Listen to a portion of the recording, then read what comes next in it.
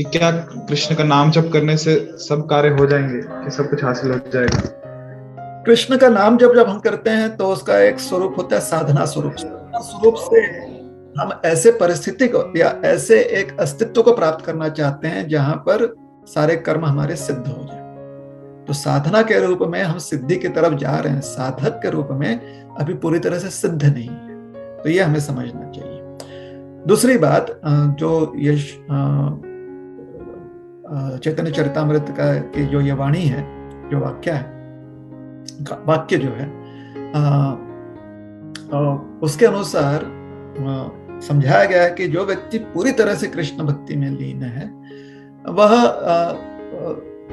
इस कुंठ का निवासी नहीं रह जाता, वो इस भौतिक जगत का निवासी नहीं रह जाता। उसके पास पूरे अधिकार हो जाते हैं कि वो वैकुंठ का निवासी हो जाए।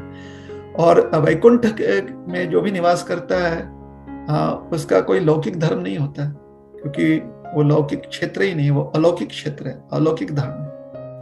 तो जब तक इस लौकिक जगत में है, तो लौकिक जगत में क्योंकि हमारे पास साधन बहुत सारे दिए गए हैं, जैसे शरीर दिया गया है, हमें क्षेत्र दिया गया है, तो इसलिए उसके प्रति हमारा कुछ कर्तव्य होता है, जिसे कहते हैं लौकिक धर्म।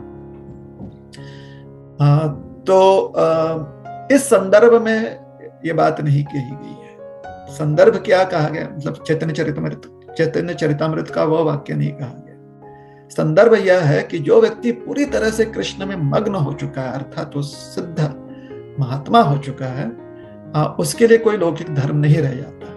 जो व्यक्ति साधना के रूप में कर रहा है, क्योंकि साधक जो व्यक्ति होता है, अगर वो साधना 24 घंटे साधना नहीं कर रहा है, वो दिन के सिर्फ 1-2 घंटे साधना कर रहा है, तो बाकी लौकिक धर्म के प्रति उसका कर्तव्य अभी भी होता है।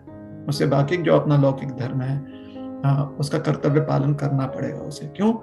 क्योंकि 2 घंटे की अगर वो साधना कर रहा है तो बाकी 22 घंटा जो है वो साधक के रूप में वो कार्य नहीं कर रहा है, एक भौतिकतावादी व्यक्ति के रूप में कार्य कर रहा है, अर्थात एक भौतिक जगत का एक निवासी के रूप में कार्य कर रहा है।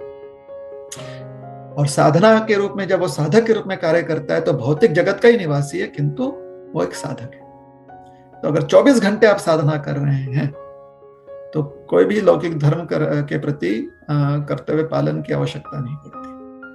किंतु अगर आप 24 घंटे से कम साधना कर रहे हैं तो जो समय बच जाता है वह समय जो है आपके लौकिक क्रियाओं में आपका जाता है। तो फिर अब जो लौकिक धर्म है उसके प्रति उसका कर्तव्य पालन करना आवश्यक हो जाता है। तो यह वह जो श्लोक है या वो जो वाक्य है चैतन्य चरितामृत का, उसका अर्थ निकलता है।